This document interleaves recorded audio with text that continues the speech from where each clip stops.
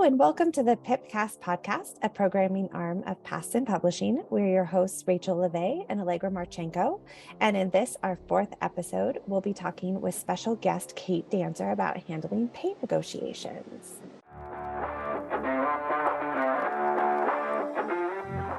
Just as a reminder, Princeton Publishing is a free mentorship program meant to aid early career folks in scholarly publishing with the work of locating, applying to, and negotiating new positions. So, Kate Danser, would you like to introduce yourself for us and tell us a little bit about who you are and what you do? Yeah, thanks, Rachael and Allegra for inviting me first to be on the podcast. I'm really excited to be joining. So I am the director of HR at Princeton University Press. I have been in this role for about 5 years. I used to say I was new to publishing, but I think 5 years solidly places me in publishing. You're here. Yes, I am happy to be part of this world. And so generally, as far as my job, HR, right? HR has a lot of different areas, and um, I do oversee all the areas of HR. I have a small team here at PUP, and the rest of the team is pretty heavily focused on benefits, which allows me the time to focus the majority of my energy on recruitment and everything that really falls under candidate employee experience, such as ensuring our hiring practices are equitable and fair, compensation practices, performance management. Um, I have overall, I've been in HR for about 20 years in different sectors, and my focus has always been in recruitment, which was just kind of a happy mistake, or I fell into it. But I started out as a recruiting assistant and then a recruiter. I really enjoy recruiting because of the opportunity it provides to engage with the diversity of individuals, and it's also the entry point for the employee life cycle. Mm-hmm. Well, thank you again for joining us. Obviously, maybe not obviously, having an HR department at a university press is pretty unique in the field. So we're really delighted to essentially talk to someone who really just does this stuff for a living and ask you some questions about pay negotiations. And we want to ask you both about new job pay negotiations and how you might ask for a monetary raise at a performance review, but we'll start our focus with new jobs. So I feel like one of the big questions is, how do you determine your target salary to ask for when you're starting a new job? Like, are there perimeters that are generally pretty solid, X% of the posted salary, or frameworks that applicants should keep in mind? Yeah, I think it's such an interesting time to be asking that question. Those that follow kind of national news on the national level, there are a small handful of states and then locally that have passed these pay transparency laws, and it's really catching fire. And it's typically are the same, like California, which we all kind of know is like its own country. They tend to be first, then New York, Massachusetts, New Jersey, where I am. We tend to follow suit, and so these laws that are being passed are all to help the applicant have awareness, because Allegra, like the question that you asked is like, where do you even start, right? And so if you had asked me this question a year ago, I think there's a lot more work for candidates that they used to have to do, but now that these states are starting to pass these pay transparency laws. So if you don't know if you're in a state or a local area, and when I say local, I mean cities, like New York City has passed one, passed the pay transparency law that actually just went in effect. And there's different kind of parameters. Some only have to post the entry salary, some have to post a range. But so first, start with just deepening your awareness. Do you currently reside, or are you applying to a job that is located in an area that must comply with those rules? So do your homework and figure that out. And if it's not on the job posting, you can ask. It gives you, and even if it's not in the job posting and you're in a state where it doesn't, you can still ask. It's all about, I have kind of a general rule of thumb, whether it's work or life, you can ask any question. It's all about how you ask it, right? And yeah, the worst thing is people are going to say no, but also knowing your rights is definitely a part of this. And that's why I say become aware if you are applying to a job that is located in one of these places that actually is required to provide you that number. So that could be really helpful, because you may be provided that number. If you're not, the other rule of thumb that I have about how to approach this, and generally too, it's kind of a life rule: keep it rational, not emotional. So I have had candidates that say to me, I would like to make $1 million. And I'm like, all right, why would you like to make $1 million? And like, well, I have, a cat that's really expensive or something, like it's not really rational. Like your life choices and how you're planning on spending your money, that's not really the employer's responsibility. The employer's responsibility is to pay you fairly for the job that you're applying for and being compensated for. So do your research, keep it, and that's what I would say rational translates in this situation to do your research. This day and age, we have a lot of that's available on the internet within university presses because they are subject to also posting their salaries online. You can easily Google that. So take some time to do that in advance. I highly recommend going in with some information to kind of have a knowledge, you have the knowledge of what that number is and make it more than just a emotional number. So really establish the basis for the target number you like. But again, like I said, you can start by just asking. I don't really know that many recruiters that won't give you the number. The reality of how it works on the back end is positions are approved with a budget. So there's usually a set budget. There's sometimes a range for that budget. Like at PUP, I will tell you, we have I provide our director of finance. I have a job posting. This is the salary that's been budgeted, but we have a variance of what we can go up to because our salaries have a midpoint and then a high end. So I always give a range to the finance person. So that way, once we hire the position, it falls within that number. So you can engage the recruiter or whoever your point of contact is in this line of questioning. But I do think a good starting point of before you asking the question is to establish that you did do some research and showing that you were resourceful. Because remember, throughout the whole recruiting process, it is assessment. It's assessment two ways, but folks are assessing your knowledge, skills, and abilities all throughout the process, and showing that you're resourceful and that you took the time to research instantly is demonstrating the ability to be resourceful, which most people want to see in any job. So that's how I would generally approach it. I think really the key thing is making sure that you demonstrate that you did take some time and that you have a basis for what you're asking for or why you're asking it. I have a little follow-up to that. I think Princeton is such a unique example because as Allegra mentioned earlier, most university presses don't really have an HR contact or like a recruiter that is going to be involved. So do you have a recommendation for folks who might be like applying to positions at kind of more standard university presses? If they have questions through the application process, who should they reach out to? Like would you recommend like the departmental manager for the position that they're applying to, or a director? Or who in the organization would be a good person to start with those questions? I think all of who you cited, Rachel, are great ones. I think too, like if you can identify people that are in that role that you are that you're applying for, it's always nice to hear directly from people firsthand that have been in the role. I know that some university presses are quite small, that you might be the only one. There might only be one in that role. So I think that is where you kind of have to default to the reporting manager or maybe the head of the department.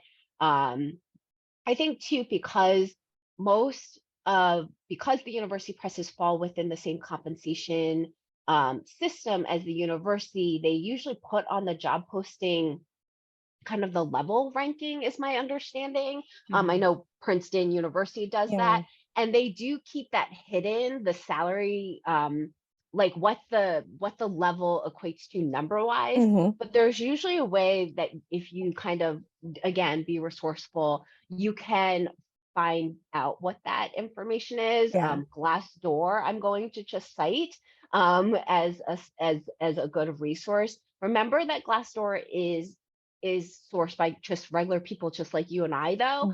So it's sometimes what I find is it's good to look at Glassdoor, but then also find another resource too. And usually you can kind of figure out at least a range. I wouldn't take Glassdoor and run with it because and take that as like the Bible, because it is being sourced by individuals and it's not being verified in any way. Yeah. But usually you can gather a sense of what the right target would be by also pairing it with some other data that you can find. Yeah. Mhm. I've got one other quick follow-up if everyone will humor me. So I think Princeton, like the press that Allegra and I work for, University Press of Colorado, is also an organization that has really embraced like remote hires. So those questions around like pay transparency, and in Colorado, there's an Equal Pay for Equal Work Act. Do those apply regardless of the state that the applicant is in? So if somebody's like in Kansas, but applying to a job in Princeton and planning to work remotely, does that kind of pay transparency and pay equity legal questions cover them even in that case? Oh, Rachel, such a good question that has so much variability. So excited. So it's because we live in a country with all these states, it's variable. Okay. But typically legally, the rule of thumb is it's not where the applicant actually resides, it's where the individual will be performing the job. Okay. So if Colorado, if you posted a job that you very clearly indicate that you are open to remote people, Yes. then you would be subject to kind of all the rules around remote, versus if it is very clearly that the person must be in Colorado, it would be subject to the laws in Colorado. Okay. That's really helpful. Thank you. I feel like Mhm. we're entering like a new space where these kinds of questions are going to be really broadly applicable. And I know at our organization, we're still feeling that out. Yeah. Well, and there's also like, because I know there's some presses that are really small too. There's also sometimes a head count rule too. Nah, the A whole nother FMLA layer. rule. There's a whole nother layer to that. And there are Okay. employers outside of publishing that purposely keep their head count below that threshold to avoid compliance. Learning so much. Yeah, but I think I think again, advocating for the regular person, which we all are, right? Yeah. Is that, and you can look at the state of California as a model that is very employee friendly. And what that translates to at the individual level is having people that are really aware of what their rights are. And that's going back to what I was saying before, is develop your own knowledge base of what you are entitled to based on what you're applying for. That really can go a long way in really getting everything that you are due. Great foundational stuff there. Thanks, Kate. Yeah, I really like this emphasis on doing your research, because I think that people go into jobs and they say, well, the organization has all the power. What am I to do besides throw myself at the mercy of the job? But you can get informed. There's all these ways to research. And I mean, I'll also add, if a university press is part of a public university, all their salaries get reported online. So you can look up your precise position, both for the current fiscal year and previous fiscal years, and get that exact number. And I mean, I have to, Princeton Publishing has a pay database that we've been running. And it's just like I said, regular people, kind of like Glassdoor, report their salary, their press size, their geographic zone. So if you look at our website, and we have like 200 responses or something like that, you can sort of get a very general sense of the potential pay band for your position based on your years of experience, your press size, again, where the press is located, if you're in person, all of that stuff. So definitely come equipped with research. We have a lot of questions. I want to pivot us slightly. We've talked about pay plenty and getting informed about pay. And I know you mentioned that the rest of your team tends to handle benefits, but we'd love to hear a little bit more about looking beyond just the salary for a job, and asking about non-pay oriented benefits.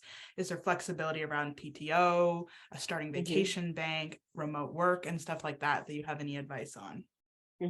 I love this question. And it's something that we sometimes become so hyper focused on just the base pay that we forget to look holistically at what else the employer offers, like those fringe benefits of PTO, flexible schedules, professional development, all those things. So again, just going back to the point of how typically a position is approved with a set budget, and that budget is for the base compensation. However, and those are, submitted to finance and such, and Mhm. higher ups where there's rigidness, right? Less flexibility. So thinking about where there is flexibility, that would be the non-pay oriented benefits. I think knowing what the baseline of what the employer typically offers is a good starting point. But then again, think about your personal situation, because benefits very much can be tailored to individual situations. Um, I'm going to repeat myself. Possibly, I'm going to repeat myself now and probably again throughout. But again, keep it rational. Don't make it emotional. Like, I would love 30 PTO days just because. No, it's more like, hey, I didn't know, like, you start at 17 days of PTO. I actually have a 2-week vacation already planned in this calendar year. I never knew that, I didn't consider that. Is there any way you can give me extra PTO? Mhm. Again, make it rational, give a good solid basis. That's all about how to approach asking, is like, give the person a good reason why you're asking it. Yeah.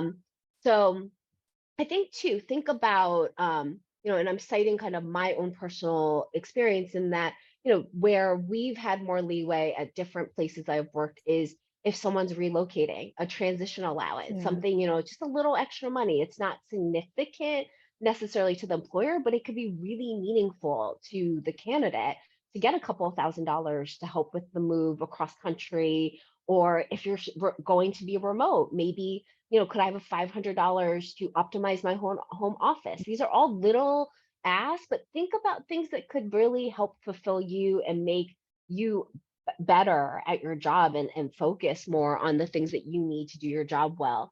Um, I think too, there's other, like at my last job, um, there was a rule about tuition benefit. And so when I Mm. came to PUP, basically at my last job, I had pursued a master's degree. They had a rule that if you left within a year, you owed X amount back. Oh, And that was wow. part of what I asked to negotiate when I came to PUP, because it was not something I wasn't planning on leaving my job within X amount of Mhm. time of completing that degree. And it was something that, again, it falls outside of the salary budget.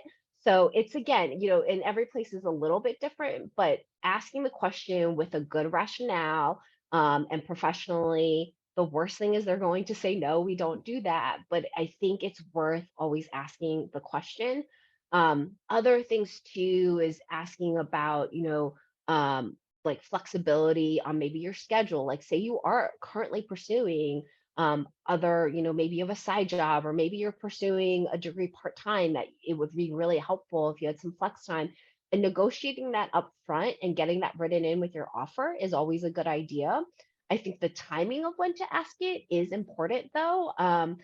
Sometimes I will have candidates ask it really, really early on, and I'm like, well, we're not even at the point of that we've given you anything. So we're not Mhm. even at the point of negotiation. Wait till it's really important to discuss it.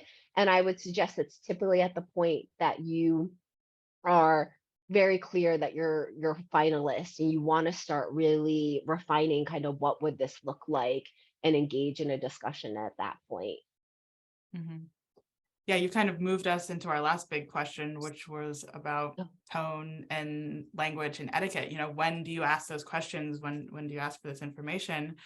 If you have any other tips about etiquette or language, you said be more rational than emotional and stuff like that, and we'd love Hmm. to hear them. Yeah, I mean, I think as far as, there's a lot of times, you come across a job posting, you're like, oh, I'm so excited about this.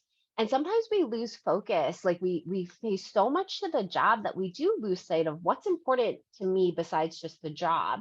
So I think, if PTO is something that's really important Mhm. to you, and in fact, like, you actually have a number that you need in order to meet whatever time off that you need, and that could potentially be a deal breaker if the employer can't meet it, it's okay to ask that up front. But again, provide that rationale of, like, this is why I'm asking it now. This is really important to me. So I'd really like to gather this information now. I think that's when it's okay to really maybe prioritize that, is really at the point that it's like, convey that this is really important to me. I need this information to help inform my Mhm. decision making. Otherwise, I think a lot of the questions can wait to be asked till you are later on in the recruiting process. I think, um, a, this is assuming that there's a good recruiting process. Most employers will provide you a basis of information that will give you kind of, okay, this is what's standard, and then gathering that initial information then basically is handing you some of your research, right? And then you can go back and see where you can negotiate, but that's why I suggest usually keeping that till later in the process. Like, I've had candidates ask me very early on, they want to know the whole benefits package. And that's, when I say early on, I mean like during the HR phone interview. And I explain our recruiting process has several rounds to it.